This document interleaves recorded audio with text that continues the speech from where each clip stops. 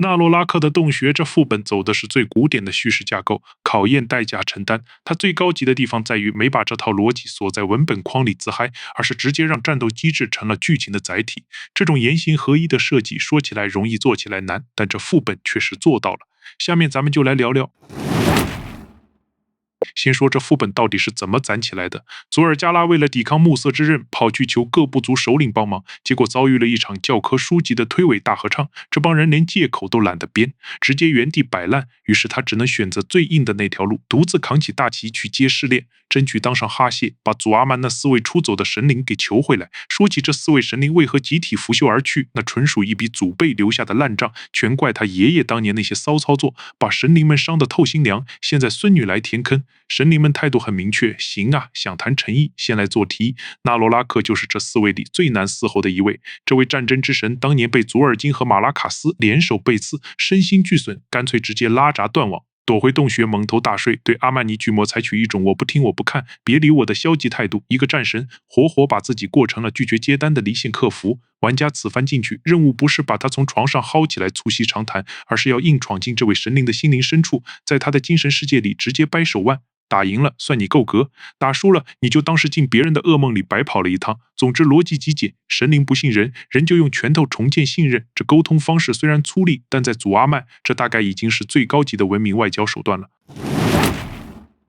囤宝狂人对补给的执着已经到了完全丧失理智的程度，他不是在简单地生活，而是在搞一种自杀式囤积。这兄弟非常有原则，一言以蔽之，从阿曼尼巨魔那儿偷来的存货全是个人的，谁也别碰。为了贯彻这一崇高理想，他在血量跌至9折、6折、3折的关键节点会触发资源巧用，从骨头堆、肉堆、蘑菇堆这3堆破烂里来回倒腾，现场取材，临时升级技能。史诗难度下，这些能力还是永久性的，不会被替换抹去。这种现学现卖的作战风格，特别像你临时被拉去开会，在会议室翻包找资料，翻出啥就得顶上啥。他翻开蘑菇堆，获得过量物资效果。这会增加腐坏补给期间扔出的腐烂的蘑菇数量，多到让你怀疑他是不是开了真菌批发店。他翻开白骨堆，解锁骨刺猛击，然后他就开始像个失控的打桩机，对着前方一顿狂砸，留下一地白骨尖刺。走上去不仅减速，还持续掉血。他再去翻肉堆，翻完就开始滔天怒吼，动静惊天动地。最不讲理的是，这伤害竟然无视护甲。这就好比你老婆对着你咆哮，你戴几层耳塞都没用。那种精神污染是直达灵魂深处的能量，蓄满后它会寄出腐坏补给，封了4地往外扔烂菜叶，落地长出一堆毒蘑菇。这些玩意儿在12秒后会因腐烂爆发，轰然炸开，给全场附赠剧毒孢子。处理方法是在炸之前主动去碰，通过物理接触把孢子转移到自身。换言之，为了不让大家一起中毒，你得先让自己中毒。这胖子的哲学就是谁敢动我破烂，我就先吼一嗓子，再用骨刺扫一片，实在不行就把烂肉甩你一脸。最后听听神灵代言人纳尼亚的总结陈词，他说干掉这货就像为了保住主干而减掉藤蔓。这话听着特别哲学，有大局观，但本质就是说这货太贪了，偷东西还占着坑不拉屎，咱们合伙把他做了吧。所以在这场试炼里，你打败他的过程其实就是一场针对极端守财奴的强制拆迁和公共卫生整治。当你拿走补给时，你心里很清楚，部族能不能活不好说，但这个扔烂蘑菇的怪胎总算消停了。寒冬哨兵是第2关的考官，这位首领的行事逻辑总结起来就是，他觉得这世界还不够冷静，所以打算把你冻成一块极其冷静的板砖。他的工作是驾驭暴风雪，把战场经营成一个移动困难、站立危险、呼吸都要付出代价的极寒环境。手段分3条线同步推进，像个认真负责到令人窒息的项目经理，每条线都给你安排的明明白白。第1条线是狂怒的飘风，它召唤出的风暴会在竞技场里游荡整整1分半钟，每秒对附近玩家造成伤害，属于那种躲开这个还有下个。场地越来越小，最后无处可站的经典压迫机制。第2条线是碎裂的震颤核心，它用粉碎冰刺砸出冰柱，碎裂后暴露出核心。这核心持续释放寒冬帷幕，造成全员伤害并叠加冰霜异伤，不打掉就一直叠。是那种明知要处理却总被干扰的副目标。核心被击败后会留下血流，站在里面移速降4成，但免疫强制位移，这是个取舍，选减速换站稳，或选机动性，但随时被吹走。史诗难度下，核心死亡触发碎霜，碎片6秒落地，没人接就爆发，白霜爆破，全员定身4秒。第3条线是永恒寒冬，当他能量攒到100，场面彻底失控了。他给自己套盾，并全场无差别击退玩家，直到引导被强行打断。这需要团队在被持续击退和受伤的情况下，齐心协力集火破盾。治疗者需关注冰川折磨，这是个每2秒一跳、持续16秒的法术效果，可以被驱散，属于一旦忘掉就会悄悄把人耗死的慢性伤害。整个过程就像在巨型冰柜里关掉一个报警且漏电的冷凝器。治疗者忙着驱散魔法，坦克和输出在雪堆里挣扎，神灵代言人纳尼亚在旁边感慨：凛冬不管你是谁，大意是凛冬不认人，哈谢或乞丐都得过这关。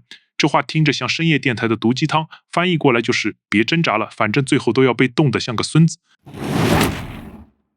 纳罗拉克是这洞穴的最终首领，也是试炼序列的终点站。走到这儿的玩家已历经囤积狂、独孤与寒冬，正处于疲惫又亢奋的奇妙状态。而战争之神此时现身，用行动告诉所有人前戏结束，正片开始。战斗设计有个罕见的叙事机制，开打前，神灵代言人纳尼亚站出来说必须先杀了他，这不是比喻，更绕不过去，他就等在那儿赴死。而纳洛拉克在旁平静表示，领袖之路意味着牺牲，哪怕是至真至爱。纳尼亚死后将盔甲交给佐尔加拉，嘱咐他扛起纳洛拉克的重担。佐尔加拉感叹重担太沉，纳洛拉克回应这正是他的重担，也将是哈谢的重担。三言两语形成传承闭环，情感密度极高。紧接着战斗爆发，他直接咆哮问你准备好迎接利爪了吗？情绪切换之干脆，堪称专业机制，围绕回响展开。纳罗拉克的回响是其分身，每当本体释放回响重击，所有回响同步跟进，覆盖面倍增。本体干啥，回响就敬业地复刻。这种克隆自己打群架的行为，充分说明在神灵世界，单挑从来不是美德。在聊佐尔加拉的防御姿态，他喊着掩护大家并举盾减伤，但自己挨刀叠层后疼得不行。他喊救命时的语气不是凄厉惨叫，而是那种早知如此但好气偶的无奈。